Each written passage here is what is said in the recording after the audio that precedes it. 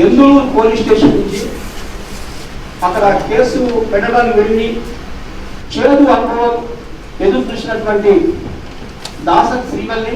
నాకు ఒక అతను ఆయుర్వేదిక్ డాక్టర్ అని చెప్పని మెడిసిన్ ఇస్తాను, నేను ఒక ఆయుర్వేదిక్ డాక్టర్ అని చెప్పని ఆయన మా ఫాదర్ దగ్గర నుంచి 2 lakhs దాకా తీసుకున్నారు.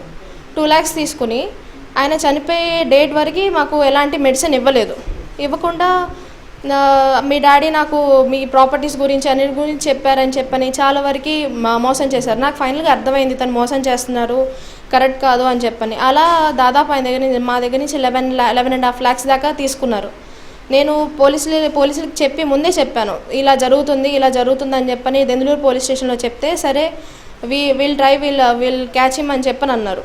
ఒకరోజు నేనే అతన్ని ట్రాప్ చేసి అతను వచ్చారు, ఇంటికి వస్తే నేనే అతన్ని పట్టుకొని తీసుకెళ్ళి పోలీస్ స్టేషన్లో అప్పచెప్తే పోలీసులు అతని దగ్గర నుంచి 3 లక్షలు 2.5 లక్షల నుంచి 3 లక్షల దాకా తీసుకుని అతన్ని వదిలేసేశారు. వదిలేసేసి ఏంటి సార్ ఇలా వదిలేశారని చెప్పంటే అతను పారిపోయాడు, నువ్వు తీసుకొచ్చో వెళ్ళి నువ్వే పట్టుకురా అని చెప్పని అంటున్నారు. ఎంతవరకు కరెక్ట్ ఇది? కనీసం ఎఫ్ఐఆర్ కూడా ఫైల్ చేయలేదు. నేను మళ్ళీ ఏంటి సార్ ఇది ఇలా చేస్తున్నారు, ఎఫ్ఐఆర్ అన్న తీసుకోండి సార్ అని చెప్పంటే నీ నంబర్ ఇవ్వు తీసుకుంటా అని చెప్పని 2 గంటలు కూర్చోబెట్టుకున్నాను. నేను ఇంటికి వచ్చేసిన తర్వాత ఇష్టం వచ్చినట్టు మెసేజ్లు నాకు వాట్సాప్లో, అది ఇంకా నా దగ్గర ప్రూఫ్స్ ఉన్నాయి. నువ్వు డాక్టర్వి కదా, లివర్ నువ్వు సప్లై చేస్తావా అంటారు. ఎందుకు సార్ అంటే ఎందుకు మీకు లివర్ ఎందుకు అంటే హ్యూమన్ లివర్ కావాలంటారు. హ్యూమన్ లివర్ ఎవరిస్తారు సార్ అని చెప్పంటే డెడ్ బాడీదైనా పర్లేదంటారు. అసలు లివర్ ఎందుకంటే తినడానికి అంటారు. ఇష్టం వచ్చినట్టు చాటింగ్. అసలు ఒక అమ్మాయితో అలా చాట్ చేస్తారా?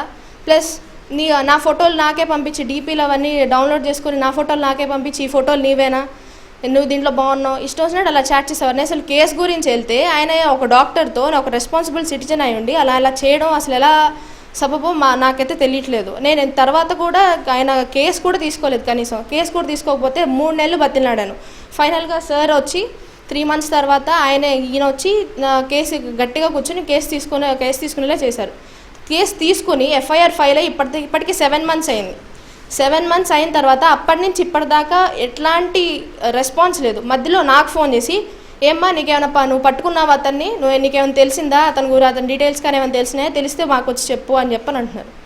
ఇది ఎంతవరకు కరెక్టో తెలియట్లేదు. దీన్ని మీరు కొంచెం సీరియస్గా తీసుకుని ఎలా అయినా సరే నాకు న్యాయం చేయాలని నేను కోరుకుంటున్నాను. Thank you so much.